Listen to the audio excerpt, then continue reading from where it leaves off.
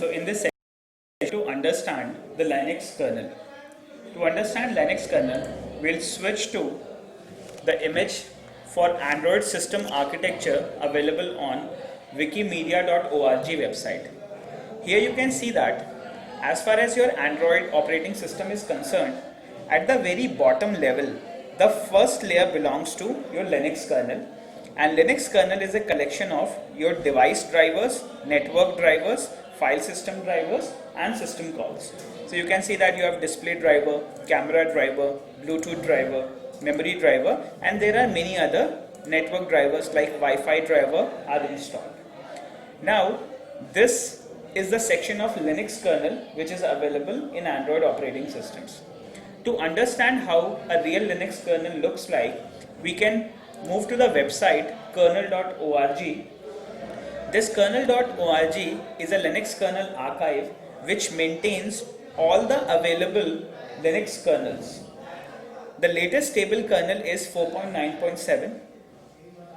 Let's just quickly review what it is. So this is a file which could be of some GBs. So what I would like to do is, I would like to simply go to the source code and I would like to see how it looks like. So let's go to kernel.org, and now you can see that within this kernel.org we have a distribution for Linux, and there are various drivers like we have Bluetooth, daemons, kernel. Let's go to kernel here.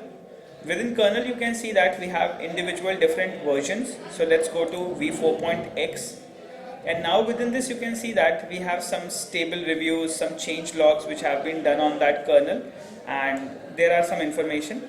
So now you can see that we have individual versions available. So these are like big in size.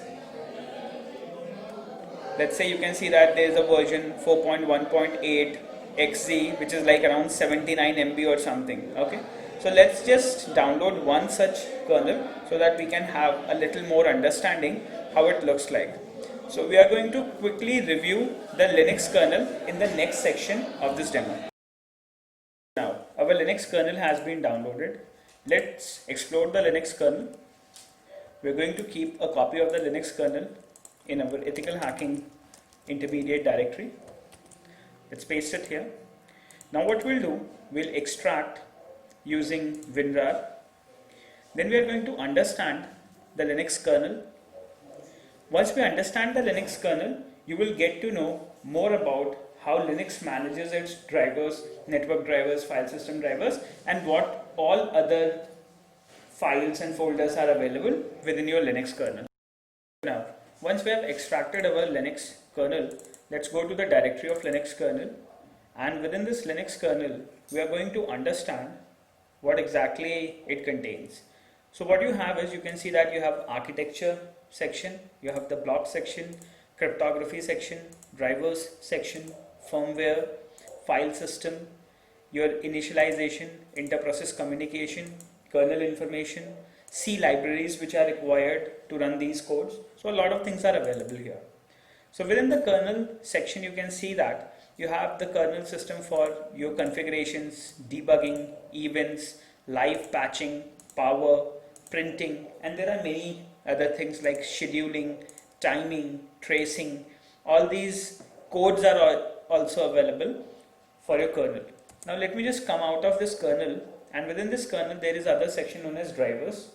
Within this drivers you can see that you have drivers for accessibility, ACPI, ATA, ATM, auxiliary display, Bluetooth drivers, connectors, CPU drivers for frequency. Then you have DMAs, you have general purpose input output, graphical processing unit, I2C communications. So whatever devices we have and whatever interfacing we have for the devices, we have the drivers and source codes available for each and everything within the kernel. Okay. Later what developers do, they compile this Linux kernel, they turn it into an image file, and that image file is loaded using your bootloader. Okay.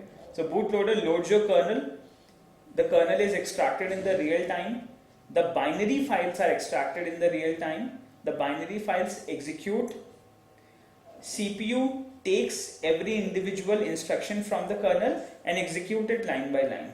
Okay, so as many subroutines we have and whatever the flow of the calls is, your system gets booted up, the Linux kernel loads up, and all other things like processing of memory, management of resources, everything is done and managed using this kernel. So now I think you get a better understanding of what a kernel contains, and within these things what you have is, you can see that you have complete source code of every individual code written here, because Linux is an open source kernel. You can open your applications and you can view the codes, how they have written these applications. So if you have a better understanding of C and C++, you can understand Linux better, and if you understand Linux better, then it's a better probability that you can understand the complete Android environment in much better way. So in the next session, we'll just proceed to our next topic, that is understanding Android runtime components and Android application services.